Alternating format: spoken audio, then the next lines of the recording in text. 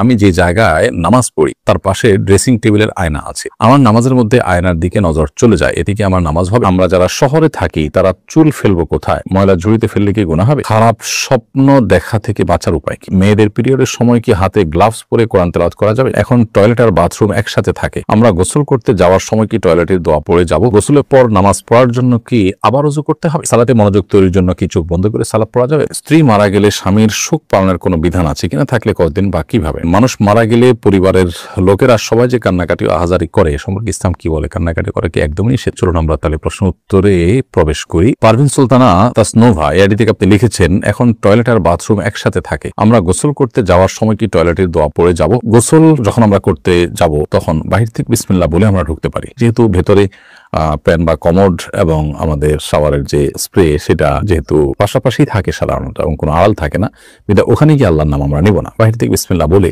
তারপরে গিয়ে ভেতরে ওযুর যে অন্যান্য কার্যক্রম হাত ধোয়া মুখ ধোয়া সেগুলো আমরা করে তারপর গোসল করবো। সেক্ষেত্রে ওযুর যে সুন্নাহ বিসমিল্লাহ পড়া সেটা আদায় হয়ে যাবে, আবার টয়লেটের মধ্যে আল্লাহর নাম নেওয়া যে মাকরুহ সেটি থেকেও আমরা বেঁচে থাকতে পারবো। মনজুর আহমেদ চট্টগ্রাম থেকে সম্ভবত আপনি লিখেছেন, খারাপ স্বপ্ন দেখা থেকে বাঁচার উপায় কি? অনেক সময় মানুষ দুঃস্বপ্ন বা যে স্বপ্ন দেখে মানুষ ভড়কে যায়, ভয় পেয়ে যায়, এগুলো সময় শারীরিক দুর্বলতার কারণে হয়, মানসিক অবসাদগ্রস্ত থাকার কারণে হয়। অতএব সেটি যেন না হয় সেটি খেয়াল করা দরকার। অনেক সময় নির্ঘুম থাকার কারণে অল্প ঘুমালে বা সামান্য ঘুমানোর সময় এই ধরনের পরিস্থিতি তৈরি হয়। এটার নানা গবেষণা আছে, আপনি একটু খুঁজে দেখতে পারেন। আর এর বাইরে অর্থবহ স্বপ্ন যেগুলো মনে হচ্ছে যে ইঙ্গিতমূলক এবং সেটি দেখে আমি ভড়কে যাচ্ছি, তাহলে এরকম স্বপ্ন যেন না দেখি তার জন্য আসলে বিশেষ কোনো উপায় আছে বলে আমার জানা নেই। তবে আপনি যেটি করতে পারেন তাহলে এই ধরনের স্বপ্ন দেখার পর সুন্নাহ এর আলোকে বাম পাশে আপনার যে অবস্থায় থাকেন সে অবস্থা আপনার হাতের বাম পাশে আপনি প্রতীকী থুতু ফেলবেন 3 বার, হালকা হালকা করে ঠোঁটের আগায় আপনি 3 বার থুতু করে আপনি প্রতীকী থুতু ফেলবেন। এর বাইরে আমানতু বিল্লাহি ওয়া রাসূলিহি পড়বেন এবং সম্ভব হলে সুযোগ থাকলে 2 রাকাত সালাত আদায় করবেন এবং সেই স্বপ্ন মানুষের কাছে বলে বেড়াবেন না। এগুলো হলো দুঃস্বপ্ন বা খারাপ স্বপ্ন দেখার পর করণীয়। সেরিনা আক্তার আপনি ইউটিউব চ্যানেল থেকে আমাদের প্রশ্ন করেছেন, আমার বয়স 14, আমার অনেক চুলই পেকে গেছে, এখন কি চুল কলপ করা যাবে? চুল পেকে গেলে আপনি লাল কালার করতে পারেন, সেটা নিশ্চয়ই দেখতে অসুন্দর দেখায় না। সচরাচর 2-4টা চুল পাকলে সামান্য ওইটুকু চুল লাল কালার হলে সুন্দরই লাগে। নবী করিম সাল্লাল্লাহু আলাইহি ওয়াসাল্লাম সাদা চুলকে অন্য কালার পরিবর্তন করতে বলেছেন, তবে কালোকে পরিহার করতে বলেছেন। তিনি বলেছেন ওয়াজান্নাবু সাওয়াত, তোমরা কালো কালার থেকে বেঁচে থাকবে। এই জন্য কালো কলব দিয়ে আপনি চুলের কালার পরিবর্তন করবেন না। আনিতা আক্তার আপনি লিখেছেন, মেয়েদের পিরিয়ডের সময় কি হাতে গ্লাভস পরে কোরআন তেলাওয়াত করা যাবে? কোরআন কারীমের তেলাওয়াত পিরিয়ড অবস্থায় না করাটাই হলো জমহুর উলামায়ে কেরামের মত, অর্থাৎ করা যাবে না। পিরিয়ড অবস্থাতে মেয়েরা কোরআন তেলাওয়াত করবেন না, এটি হলো জমহুর বা সংখ্যাগরিষ্ঠ ইমামদের মত। কোন কোন ইমামগণ ইবনে তাইমিয়া রাহিমাহুল্লাহ সহ কেউ কেউ বলেছেন যে করতে পারবেন, কিন্তু সংখ্যাগরিষ্ঠের মত হলো করতে পারবেন না। এখানে আসলে গ্লাভস দিয়ে ধরছেন বা অন্য কিছু দিয়ে ধরছেন কি ধরছেন না এটা ইস্যু নয়, ইস্যু হলো যে তেলাওয়াত করা না করা নিয়ে। ধরাটা চাইতে ধরতে তো পারবেনই না, কিন্তু তেলাওয়াত করবেন না। তাহলে সেক্ষেত্রে এটা আপনি কি করবেন? আপনি ইসলামিক পুস্তক পড়বেন, কোরআনের বিভিন্ন ব্যাখ্যা গ্রন্থ আছে সেগুলো পড়তে পারেন, হাদিসের গ্রন্থ পড়তে পারেন, অন্যান্য আমল করতে পারেন, কিন্তু তেলাওয়াত করবেন না।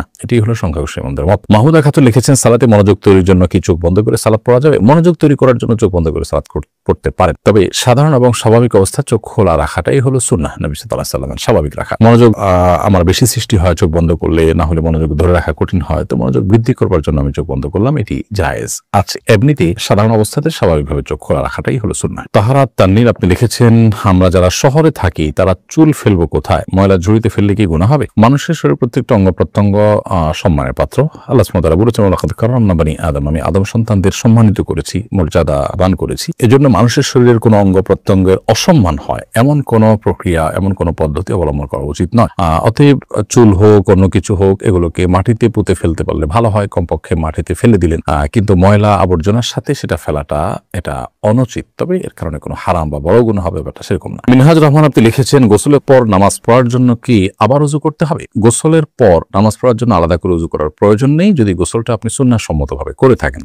সুন্নাহ সম্মত গোসল কি? সুন্নাহ সম্মত গোসল হলো শরীরের কোনো জায়গায় নাপাক লেগে থাকলে, সেটা কাপড় হোক শরীর হোক, সেই জায়গাটাকে আগে আলতোভাবে ধুয়ে ফেলতে হবে। এরপর 2 হাতের কবজি ভালো করে ধুয়ে 3 বার, ঠিক ওযুর মতো করে 3 বার কুলি, ওযুর মতো নয়, ওযুর নিয়ত করে একেবারে 3 বার কুলি, 3 বার নাকে পানি, মুখ ধোয়া, হাত ধোয়া এবং মাথা মাসা করা।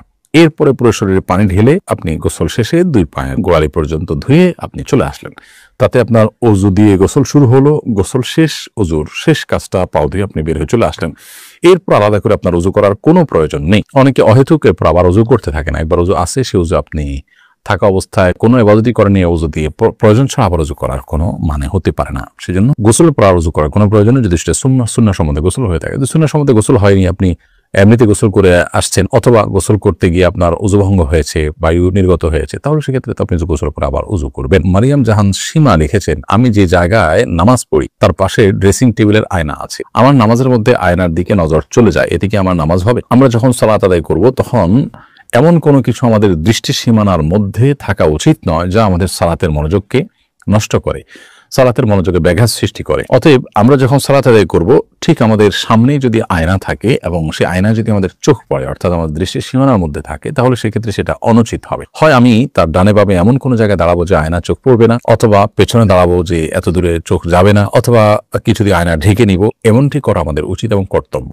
তারপরও যদি এরকমটি না করে আমরা আয়নাকে সামনে রেখে নামাজ আদায় করে ফিরি, নামাজ হয়ে যাবে, কিন্তু নামাজটি মাকরু হবে। আমাদের মনোযোগ নষ্ট হওয়ার মতো বিষয় সেখানে থাকার কারণে, বিশেষ করে যদি কেউ আয়নার দিকে তাকায় সেক্ষেত্রে নামাজ মাকরু হবে।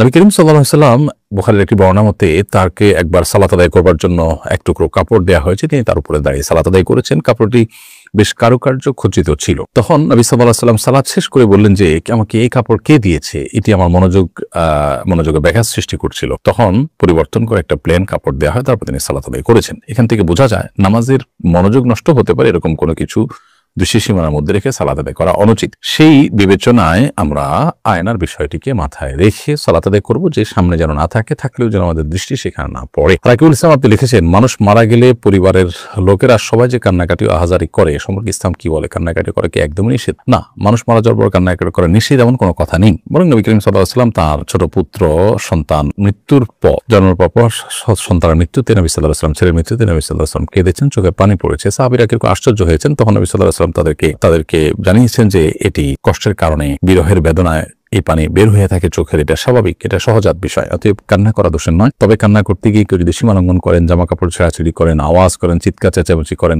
যেটা আল্লাহ সুবহানাহু ওয়া তাআলার ফয়সালার প্রতি এক ধরনের বিদ্রোহ প্রকাশ করে বা এই টাইপের কোনো কিছুকে ইন্ডিকেট করে, এরকম চিৎকার চেঁচামেচি করা বা জামা কাপড় ছেঁড়া বা ভাঙচুর করা, ছাড়পিচার করা বা মালাকুল মউতকে গালমন্দ করা বা আল্লাহর ফয়সালার প্রতি অসন্তোষ প্রকাশ করে কোনো কিছু করা, সেটা অবশ্যই নিষিদ্ধ এবং গুনাহের কথা। অতএব সে বিষয়ে আমাদেরকে সাবধান এবং সতর্ক থাকতে হবে। মুমিনুল ইসলাম লিখেছেন, স্ত্রী মারা গেলে স্বামীর শোক পালনের কোনো বিধান আছে কিনা, থাকলে কতদিন বা কিভাবে? সাধারণ যত শোক পালন আছে সেগুলো 3 দিনের বেশি শোক পালন করা জায়েজ নেই। নবী করিম সাল্লাল্লাহু আলাইহি ওয়াসাল্লাম পরিষ্কারভাবে জানিয়েছেন, মেয়েরা স্বামীর মৃত্যুর পর 4 মাস 10 দিন শোক পালন করবেন, নিবৃত্ত থাকবেন বিবাসাদী ইত্যাদি থেকে, এবং ইদ্যত পালন করবেন যথা নিয়মে। এর বাইরে স্বামী তার স্ত্রীর বিয়োগে, স্ত্রীর মৃত্যুতে তিনিও শোক পালন করবেন, কিন্তু সেটি 3 দিনের বেশি হবে না। অর্থাৎ শোক পালন বলতে বিবাসাদী থেকে বিরত থাকা, শোক প্রকাশ করা, এটা 3 দিন হবে, 3 দিনের বেশি হবে না।